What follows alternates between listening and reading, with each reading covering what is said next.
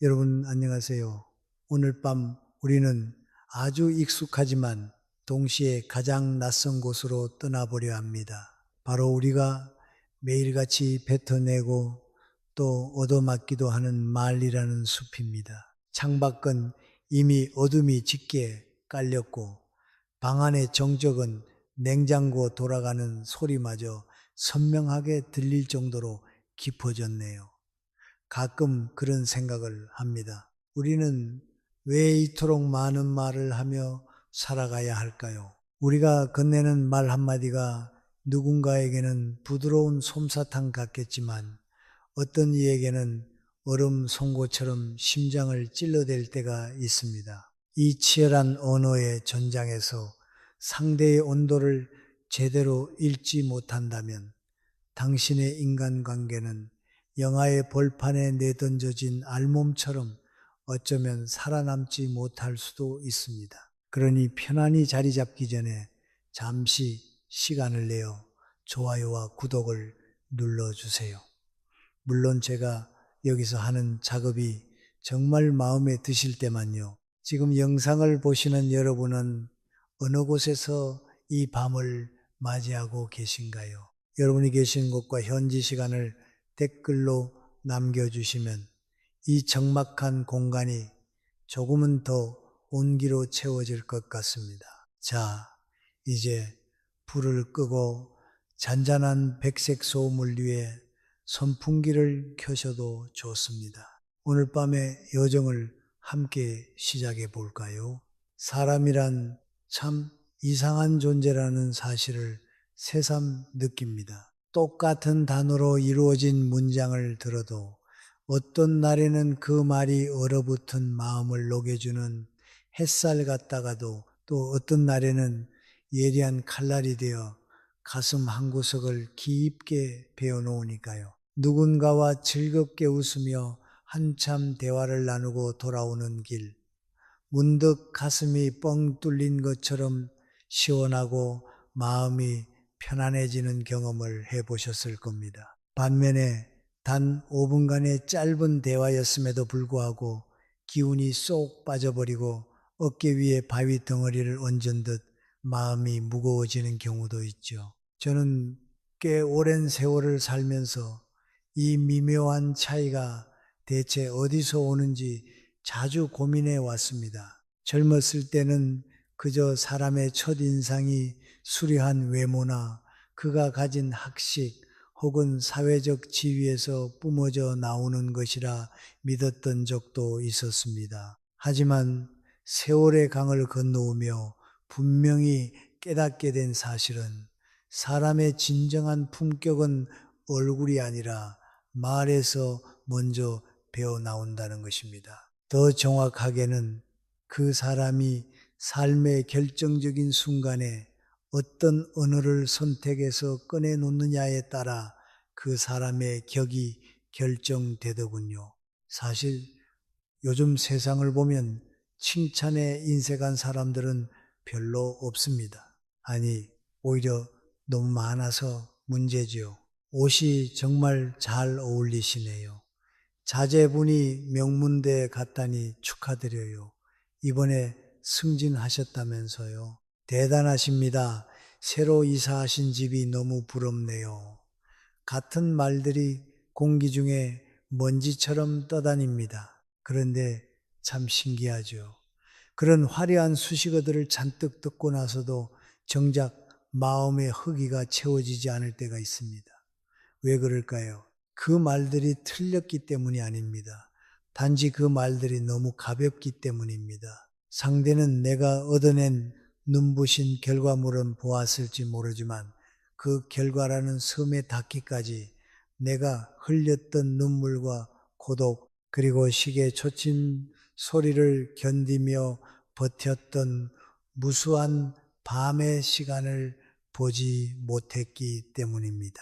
사람의 마음은 생각보다 훨씬 복잡하고 섬세한 구조로 설계되어 있습니다. 겉으로는 웃으며 고맙습니다 라고 예의 바르게 대답하지만 속으로는 이 사람은 아직 내 삶의 깊이를 모르는구나라는 서글픈 거리감을 느끼는 경우가 많죠. 마치 칼로리 없는 인공 감미료를 들이킨 것처럼 혀끝은 달콤할지언정 속은 여전히 텅 비어 있는 셈입니다. 인생을 되돌아보며 제가 뼈저리게 느끼는 한 가지가 있습니다. 사람은 단순히 성공했기 때문에 감동하는 동물이 아닙니다. 내 보이지 않는 수고를 알아주는 사람 앞에서 비로소 영혼의 빗장을 풉니다.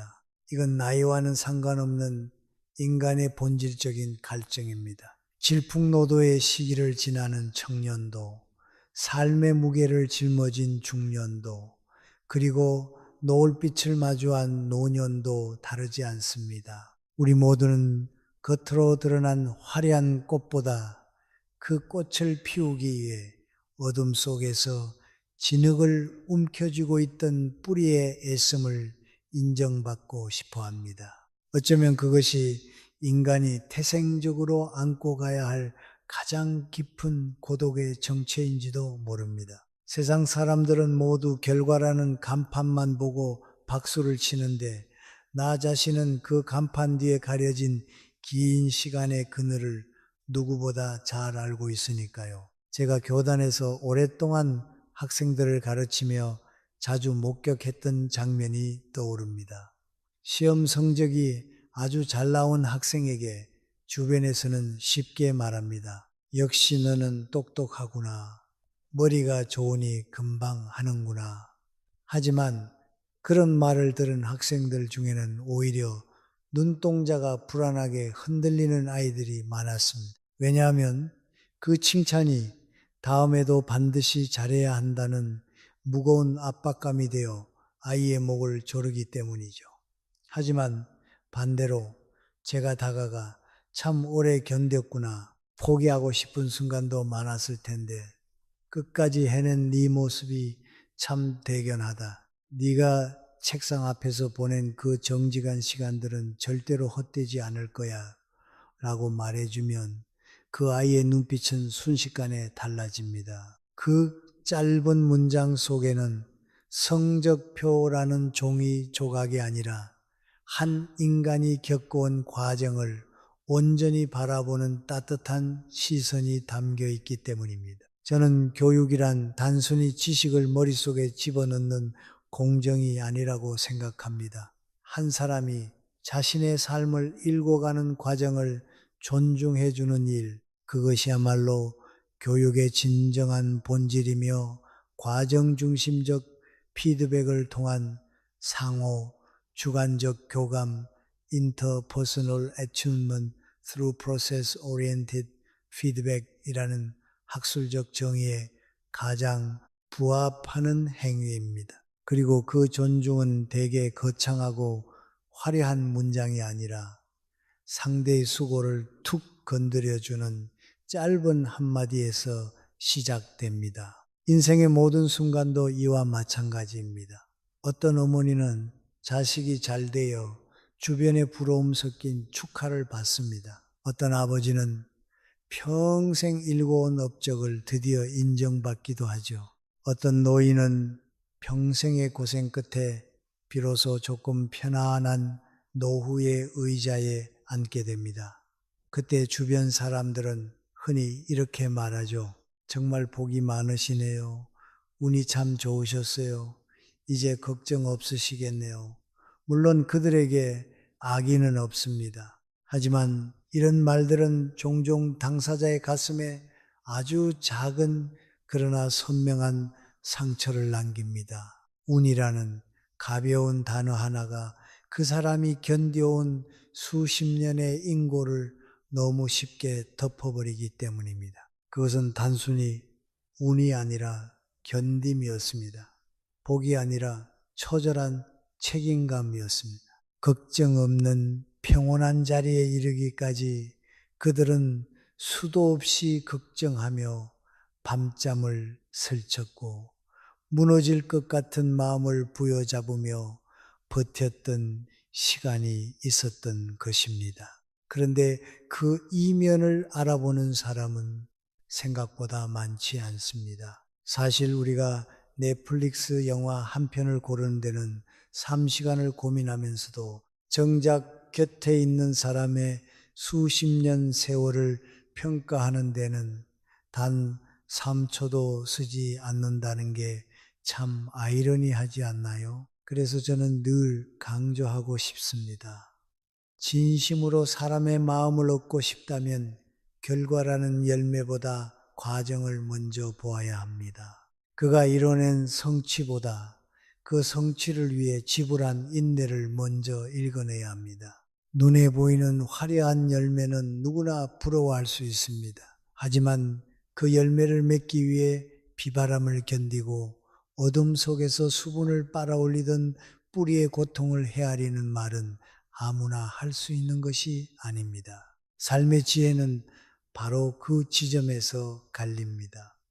단순히 말을 유창하게 잘하는 사람과 상대의 영혼을 움직이는 사람의 차이도 바로 거기서 생기는 법이니까요. 우리 조상들이 말 한마디로 천냥 빚을 갚는다고 했던 건 어쩌면 고전적인 형태의 금융치료를 말한 게 아니라 진정성 있는 공감이 가진 어마어마한 경제적, 심리적 가치를 꿰뚫어 본 통찰일지도 모르겠습니다.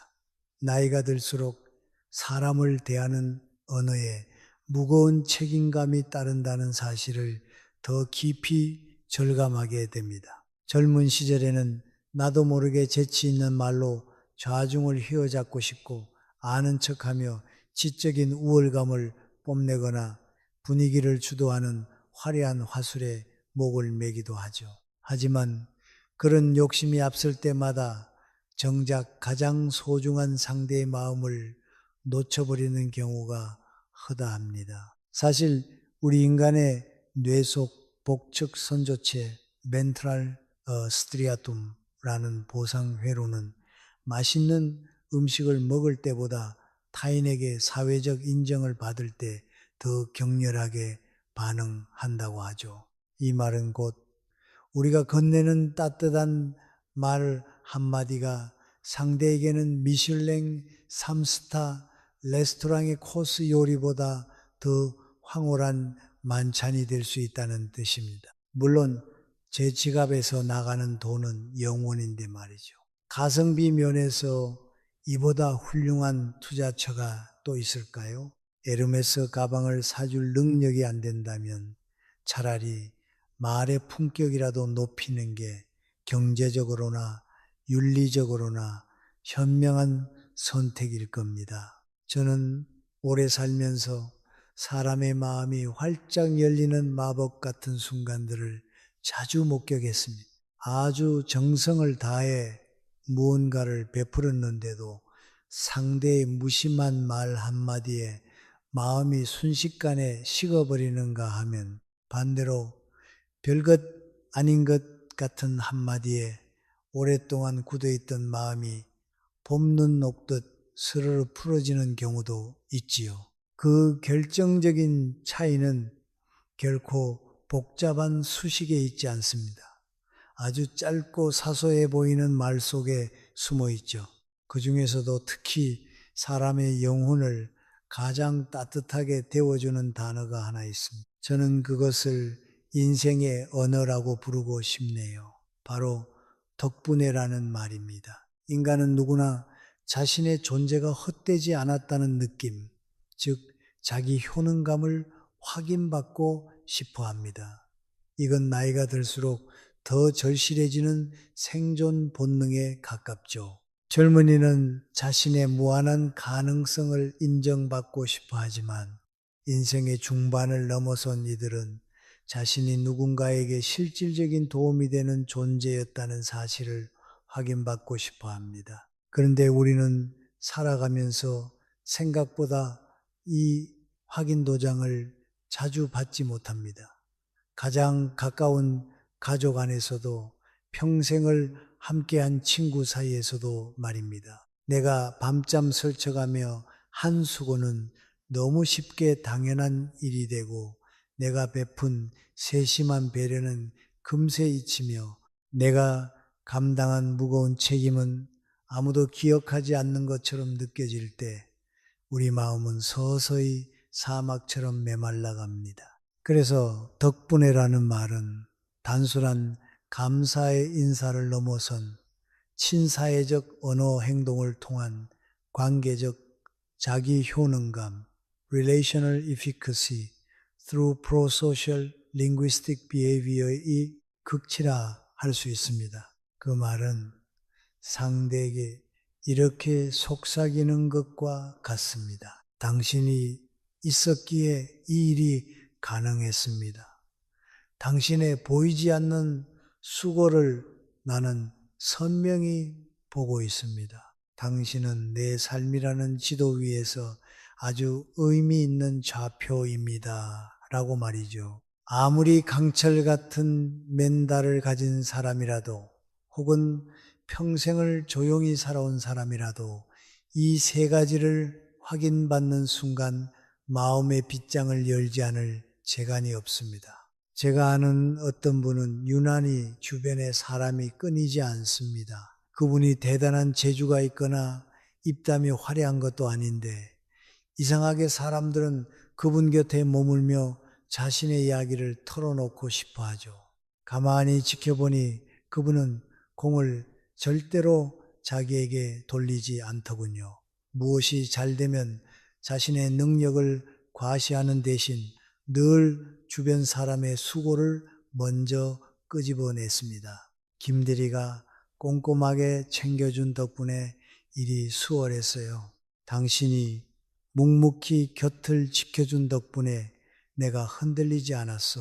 이런 말을 자연스럽게 할 줄 아는 사람에게는 특유의 넉넉한 향기가 납니다. 듣는 사람은 그 앞에서 경계심을 풀게 되죠.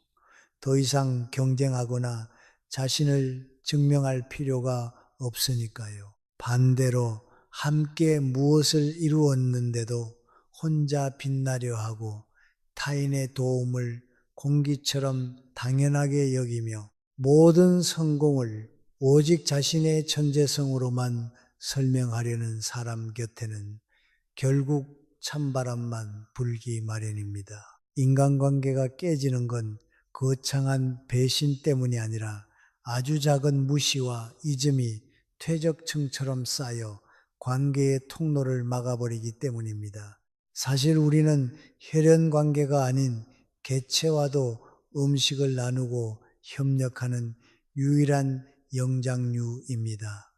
이 기특한 진화적 특성이 우리를 지구의 주인으로 만들었죠. 그런데 정작 현대인은 음식을 나누는 것보다 덕을 나누는데 더 인색한 것 같습니다.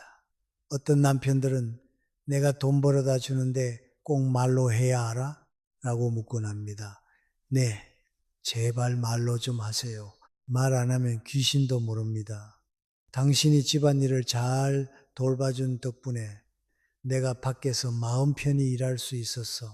라는 말은 돈 한 푼 안 들지만 아내의 지친 어깨를 마사지건보다 더 시원하게 풀어주는 법이니까요. 우리가 흔히 하는 감사 표현에는 두 종류가 있습니다. 첫 번째는 감사합니다, 고맙습니다 같은 형식적인 인사입니다. 물론 이것도 훌륭한 예의지만 가끔은 너무 매끄러워서 마음속에 걸리지 않고 그냥 통과해버리기도 하죠. 두 번째는 구체적인 감사입니다. 당신이 그때 내민 손 덕분에 내가 다시 일어설 용기를 얻었습니다. 그날 당신이 먼저 전화해준 덕분에 외로움을 견딜 수 있었습니다. 이렇게 구체적인 맥락이 더해지면 감사는 단순한 예절을 넘어 하나의 기억이 됩니다. 사람은 자신이 누군가의 삶 속에 분명하고 긍정적인 흔적을 남겼다는 사실을 깨닫는 순간 비로소 존재의 충만함을 느낍니다. 특히 나이가 들수록 사람은 자신이 누군가에게 짐이 되는 것은 아닌지, 이제 쓸모없는 구식 모델이 된 것은 아닌지 두려워하곤 합니다. 이때 건네는 덕분에라는 말은 상대를 다시 삶의 주인공 자리로 복귀시키는 가장 정중한 초대장입니다. 어르신이 예전에 해주신 조언 덕분에 이번 위기를 잘 넘겼습니다. 라는 한마디는 그분의 지난 세월 전체를 긍정하고 보상해주는 강력한 위로가 됩니다. 성경 잠언에도 나오듯 경우에 합당한 말은 아로새긴 음반지의 금사과와도 같은 법이죠. 여러분, 오늘은 주변 사람들에게 결과를 칭찬하기보다 그 과정 속에 녹아든 그들의 기여를 찾아보세요. 오늘 저녁 맛있네. 대신 당신이 정성껏 준비해준 덕분에 오늘 하루 피로가 다 풀리네 라고 해보는 겁니다. 닭살 돋는다고요? 처음이 어렵지 2번, 3번 반복하다 보면 어느새 당신 주변의 공기가 더 부드럽고 따뜻하게 변해 있는 것을 발견하게 될 겁니다. 결국 우리가 세상에 남기는 건 통장 잔고만이 아닙니다. 내가 누구의 마음을 살렸는지, 누구에게 당신 덕분에 살맛 난다는 안식을 주었는지에 대한 기억들이 우리 인생의 마지막 성적표가 될 테니까요.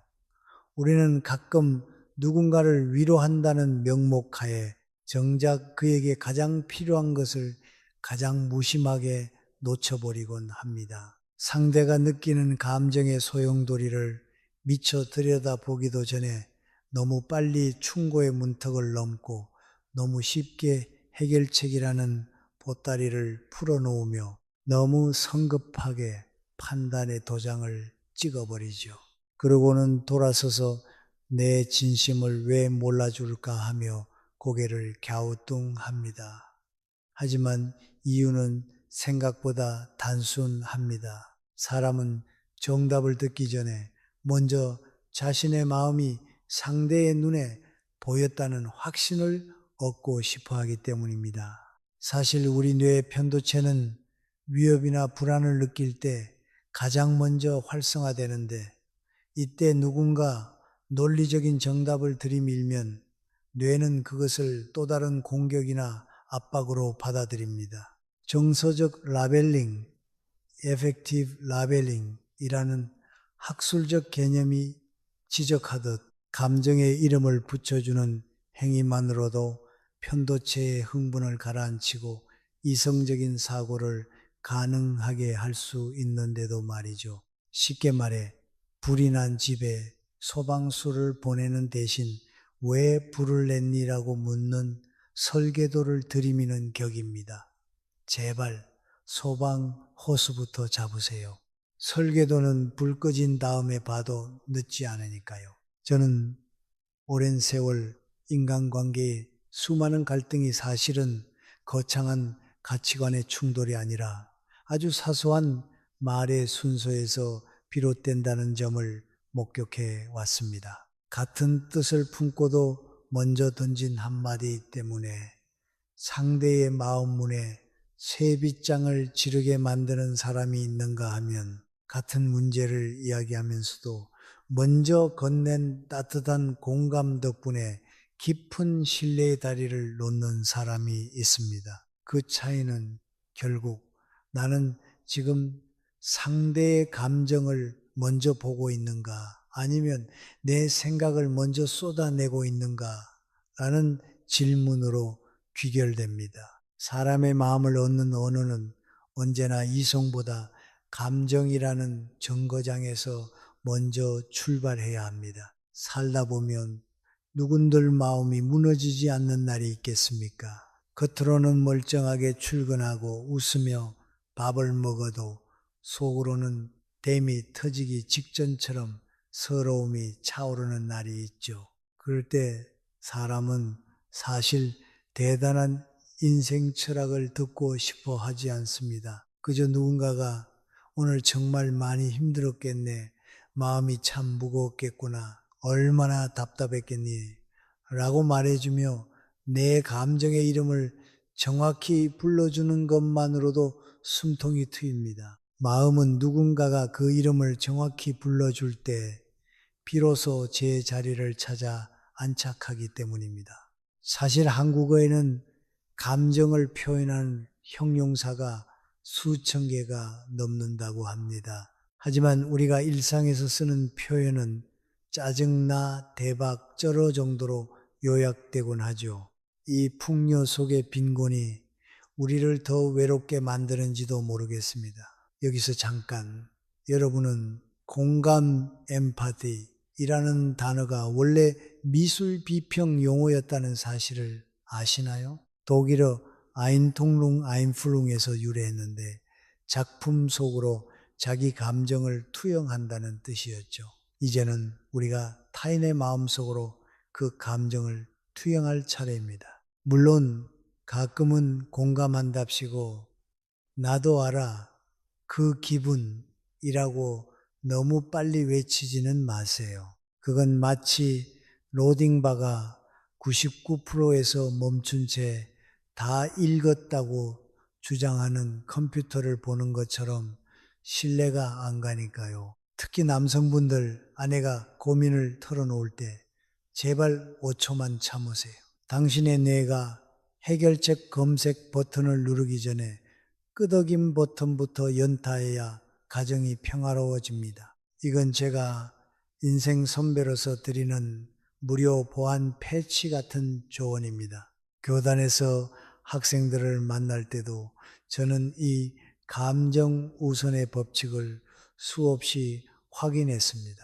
성적이 떨어져 고개를 떨구고 있는 학생에게 그래도 더 열심히 해야지 다음엔 잘할 수 있어 라고 말하는 건 도덕적으로 완벽한 정답입니다. 하지만 그 순간 아이의 마음은 더 쪼그라듭니다. 대신 많이 속상했지 기대한 만큼 안 나와서 허탈했겠구나 라고 말해주면 아이는 비로소 제 앞에서 참았던 숨을 몰아쉬며 다시 시작할 에너지를 얻습니다. 인간은 감정이 정리되어야 비로소 이성이 엔진을 돌리기 시작합니다.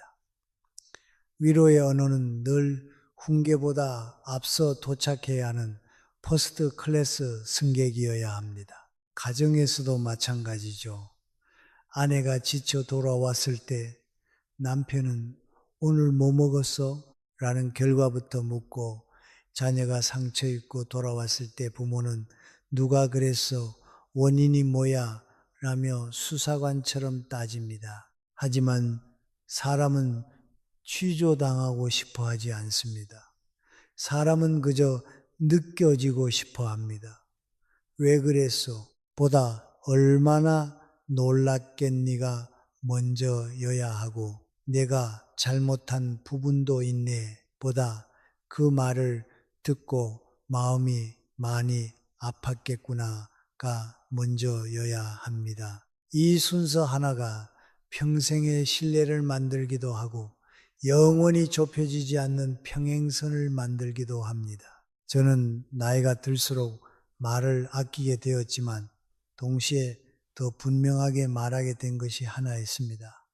바로 상대의 감정에 이름표를 붙여주는 일입니다. 막막했겠구나. 억울했겠네. 참 허전했겠다. 많이 외로웠지.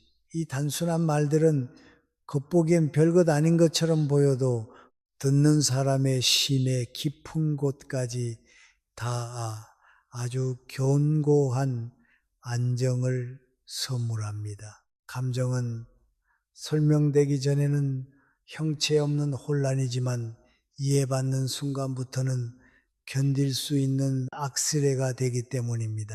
특히 인생의 후반전을 지나시는 분들은 말하지 못한 감정의 지층이 참 두껍습니다. 젊을 때는 즉시 표현하고 터뜨리기도 하지만 나이가 들수록 체면 때문에 혹은 자식들 걱정시킬까봐 마음을 꾹꾹 눌러 담는 경우가 많죠. 그래서 노년의 고독은 종종 침묵이라는 가면을 쓰고 찾아옵니다. 겉으로는 담담해 보여도 속으로는 서운함이 곰팡이처럼 피어오르고 괜찮다고 말해도 속으로는 천근만근 지쳐있는 경우가 허다합니다. 이때 가장 필요한 건 거창한 효도 관광이 아니라 그 침묵 속의 감정을 기막히게 알아차리는 한마디입니다. 요즘 부쩍 허전하신 것 같아요. 괜찮다고 하시지만 마음 한편이 편치 않으신 것 같네요. 이런 말은 상대의 다친 가슴을 조용히 두드리는 노크 소리가 됩니다. 품격 있는 어른이란 어려운 한자어를 섞어 쓰는 사람이 아닙니다. 상대가 차마 뱉지 못한 마음을 함부로 재단하지 않고 그저 조용히 비추어주는 등불 같은 태도를 지닌 사람입니다. 어떤 이는 위로한다며 자기의 화려한 과거 무용담을 길게 늘어놓고 어떤 이는 격려한다며 상대보다 더 큰 목소리로 현실을 가르치려 듭니다. 하지만 진짜 깊이가 있는 사람은 먼저 상대의 눈빛 주름을 읽고 말의 속도에 담긴 망설임을 듣고 침묵의 길이에 깃든 슬픔을 살핍니다. 엘버트 허버드의 말처럼 당신의 침묵을 이해하지 못하는 사람은 아마 당신의 말도 이해하지 못할 것이기 때문입니다. 우리는 흔히 감정의 이름을 불러주는 일을 사소한 감상주의로 치부하곤 합니다. 하지만 누군가의 감정을 정확히 알아차리려면 내 입을 닫고 상대의 표정에 온 신경을 집중해야 하며 내 판단을 멈추고 상대의 처지에 한참을 머물러야 합니다. 공감은 세련된 기술이기 전에 숭고한 인격의 발현입니다. 내 논리가 맞느냐보다 내 앞에 사람이 지금 어떤 지옥을 건너고 있는가를 먼저 묻는 태도, 그 진심은 온도가 되어 상대에게 반드시 전달됩니다. 사람은 자신을 가르치려는 사람 곁을 떠나 자신을 이해해주는 사람 곁에서 늙어가고 싶어 합니다. 오늘 밤 여러분 곁에 있는 소중한 사람의 마음에는 어떤 이름표가 필요할까요? 그 이름을 불러주는 것만으로도 당신은 이미 누군가의 세상을 구한 것일지도 모릅니다.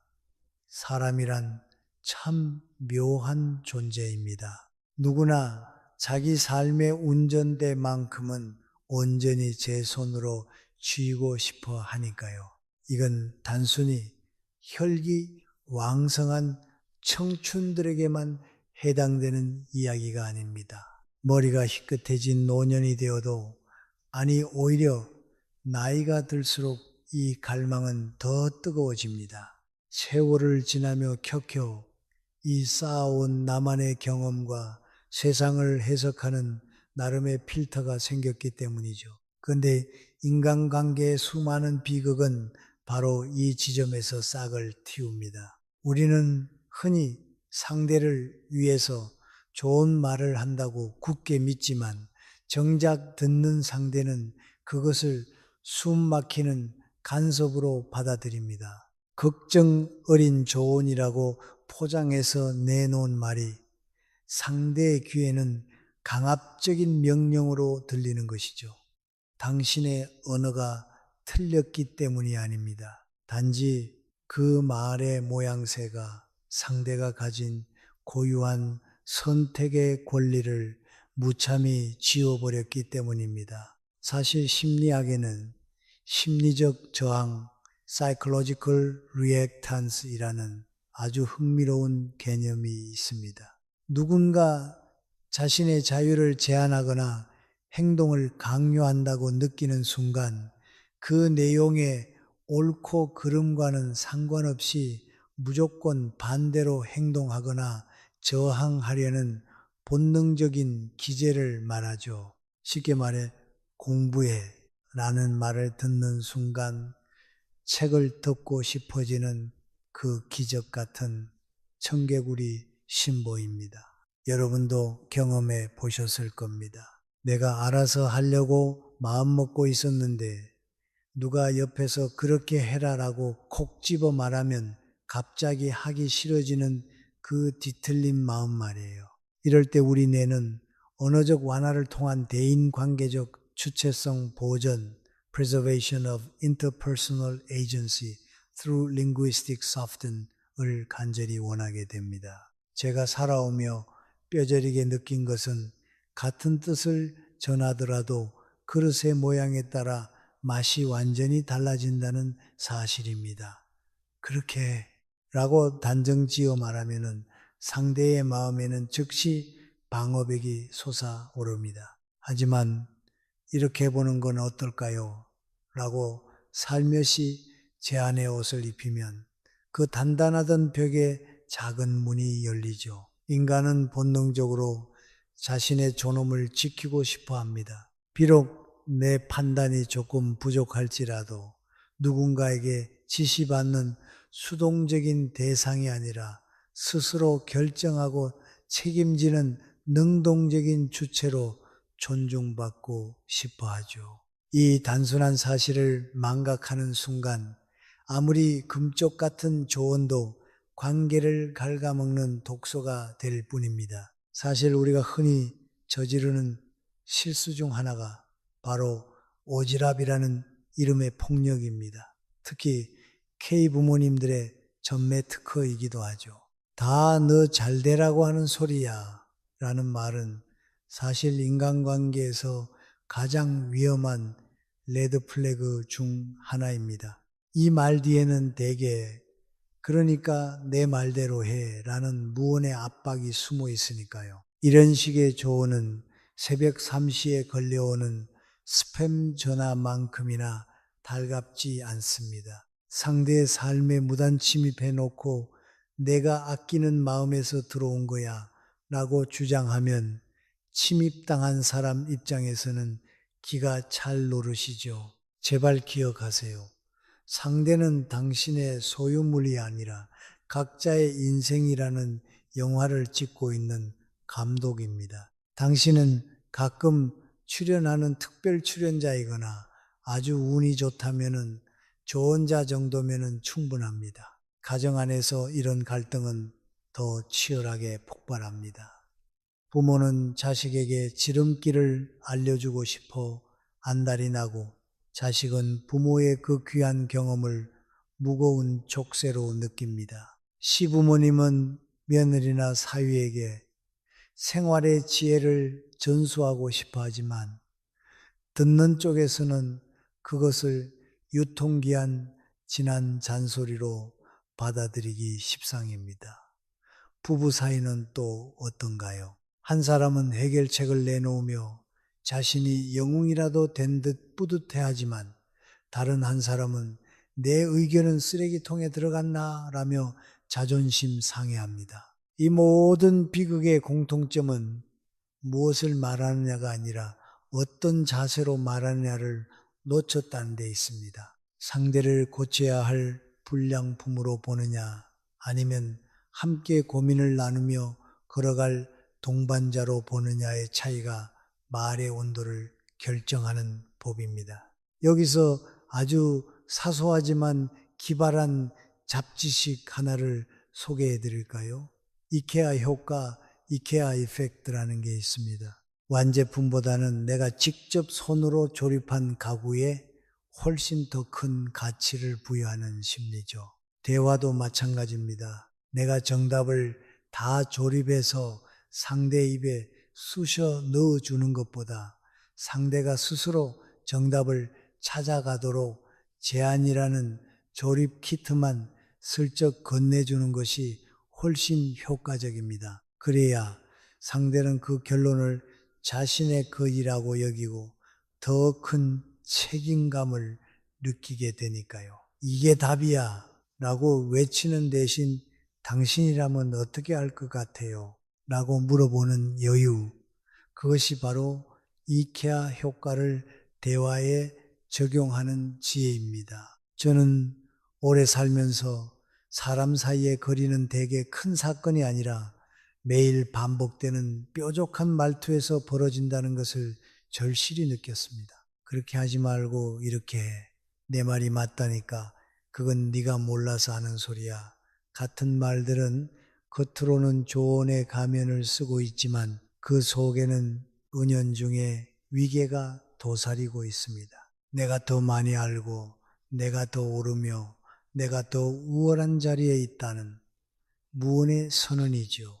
듣는 사람은 그 말 속의 정보만 듣는 게 아니라 그 밑바닥에 깔린 힘의 방향을 민감하게 읽어냅니다. 그래서 사실은 맞는 말일지라도 듣는 순간 자존심이 상해 마음을 닫아버리는 겁니다. 사람은 틀린 존재로 다뤄질 때보다 존중받지 못한다고 느낄 때 더 큰 상처를 입습니다. 반대로 말끝을 조금만 둥글게 굴려도 관계의 공기는 180도 달라집니다. 그건 틀렸어. 대신 다른 방법도 있지 않을까라고 말하면 대화는 단판 승부의 전장이 아니라 새로운 길을 찾는 탐험이 됩니다. 이것이 바로 제안의 힘입니다. 제안은 상대를 작고 무능한 존재로 만들지 않습니다. 오히려 스스로 생각하고 선택할 수 있는 지적인 존재로 믿어주는 것이죠. 좋은 스승은 제자의 머릿속에 지식을 쑤셔 넣지 않습니다. 대신 질문을 던지고 스스로 생각할 틈을 주며 선택의 여지를 넓혀줍니다. 플라톤이 말했듯 현명한 사람은 할 말이 있을 때 말하고 어리석은 사람은 말을 해야 하기 때문에 말하는 법입니다. 우리는 과연 어느 쪽일까요? 나이가 들수록 이 점은 더욱 중요해집니다. 우리는 세월을 오래 살았다는 이유만으로 내 경험이 보편적인 정답이라고 믿기 쉽습니다. 물론 경험은 귀한 자산입니다. 시간을 온몸으로 통과하며 얻어낸 고귀한 지혜죠. 하지만 그 경험이 박물관에 박제된 화석이 되어서는 안 됩니다. 시대는 빛의 속도로 바뀌고 사람마다 처한 사정은 제각각이며 삶의 조건은 천차만별입니다. 내가 옳았던 방식이 상대에게는 재앙이 될 수도 있습니다. 진짜 지혜는 과거의 성공 공식을 강요하는 데 있는 것이 아니라 상대의 삶이 나와 다를 수 있음을 인정하고 그 차이 위에서 함께 사유하는 데 있습니다. 저는 품격 있는 어른이란 자기 경험을 부드럽게 번역할 줄 아는 사람이라고 생각합니다. 내가 왕년에 이랬는데 말이야 라고 시작하는 꼰대스러운 연설은 사절입니다. 대신 내가 살아보니 이런 길도 있더군요. 당신 생각은 어떤가요? 라고 묻는 순간 당신의 경험은 고압적인 압력이 아니라 따뜻한 신뢰의 밑거름이 됩니다. 대화란 결국 한 사람이 다른 사람을 굴복시키는 자리가 아니라 서로의 영혼이 훼손되지 않은 채 조금 더 가까워지는 축제여야 합니다. 가까울수록 더 섬세해야 합니다. 편하다고 해서 무례함을 사랑으로 포장하지 마세요.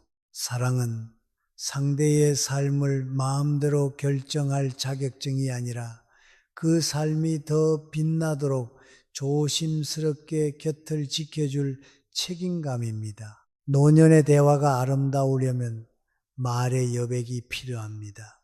빽빽하게 채워진 훈계보다는 상대가 숨 쉴 수 있는 빈 공간을 남겨두세요. 어떻게 생각해? 라는 물음표는 닫힌 마음의 문을 여는 가장 따뜻한 열쇠가 될 것입니다.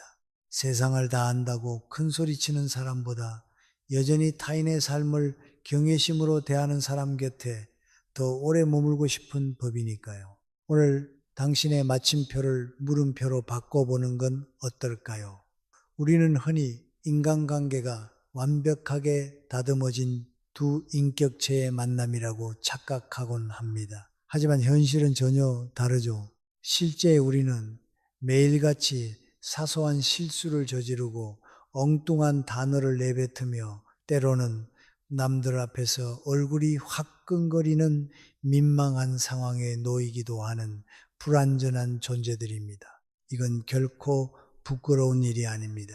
사실 우리 인간의 뇌는 인공지능 알고리즘처럼 완벽하게 프로그래밍 된 것이 아니라서 가끔은 인간적인 할루시네이션 일으키기도 하거든요. 혹시 여러분도 중요한 모임 자리에서 사람 이름을 헷갈려 엉뚱한 이름을 불렀거나 멋지게 차려입고 나간 식사 자리에서 국물을 흘려 당황했던 기억이 있으신가요? 저는 예전에 아주 중요한 강연장에서 구두 한쪽을 다른 걸 신고 나간 적이 있습니다.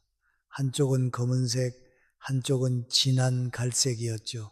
강연 내내 제 발등이 패션의 파괴자라고 소리를 지르는 것 같아 얼마나 등줄기에 땀이 났는지 모릅니다. 그런데 그때 제 실수를 눈치챈 한 청중이 쉬는 시간에 다가와 조용히 웃으며 말하더군요. 선생님, 오늘 양쪽 구두색이 다른 건 혹시 삶의 다양성을 몸소 보여주시는 퍼포먼스인가요?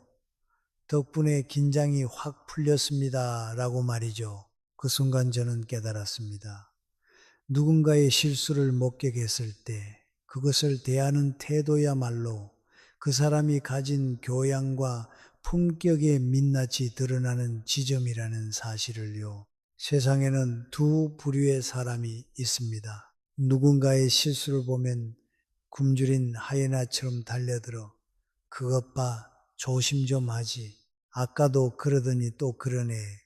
라며 굳이 사실관계를 확인시켜주는 팩트, 체크, 보츠 같은 사람들이 있죠.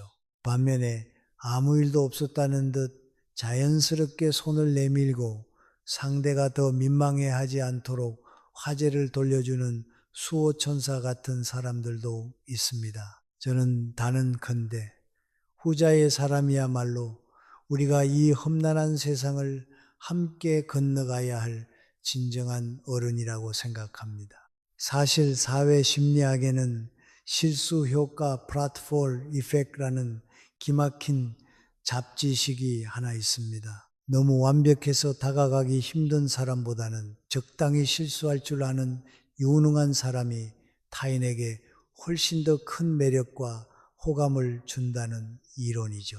물론 이 효과는 원래 어느 정도 실력이 있는 사람에게만 해당된다는 아주 얄입은 전제가 붙어 있긴 합니다만 어쨌든 실수는 때로 우리를 더 인간답게 만들어주는 소중한 장치가 되기도 합니다. 품격 있는 어른의 힘은 타인이 가장 약해진 순간, 즉 실수를 저질러 체면이 무너질 위기에 처한 순간에 발휘됩니다. 스텔라 팅 투미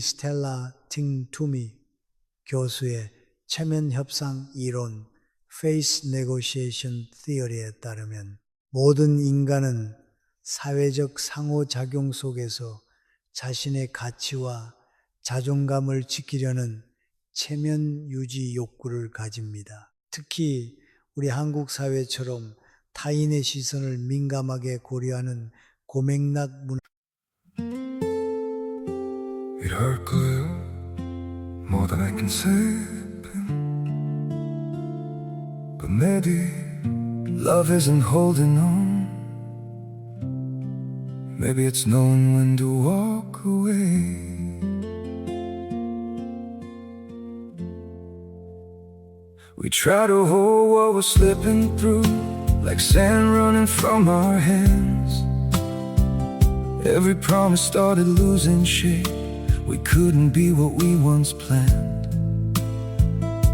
Your eyes would look right through mine, like you were already gone. We stayed too long in a fading light, trying to prove we still.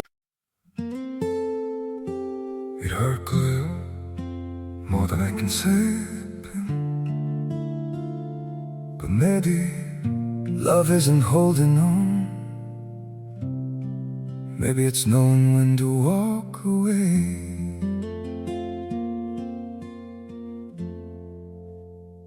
We try to hold what we're slipping through, like sand running from our hands. Every promise started losing shape. We couldn't be what we once planned. Your eyes would look right through mine, like you were already gone. We stayed too long in a fading light, trying to prove we still. It hurt clear, more than I can say. But maybe love isn't holding on.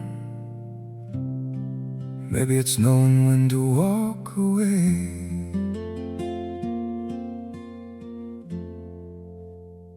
We try to hold what we're slipping through, like sand running from our hands. Every promise started losing shape. 문화권에서는 남들 앞에서 망신을 당하는 것이 영혼의 살을 베이는 것만큼이나 고통스러운 일이 되기도 하지요. 이때 품격 있는 사람은 상대의 무너진 체면을 조용히 다시 세워줍니다. 남이 부끄러워하는 순간에 그 약점을 붙잡아 우월감을 느끼는 대신 그 마음의 상처를 먼저 알아차리고 덮어주는 것이죠.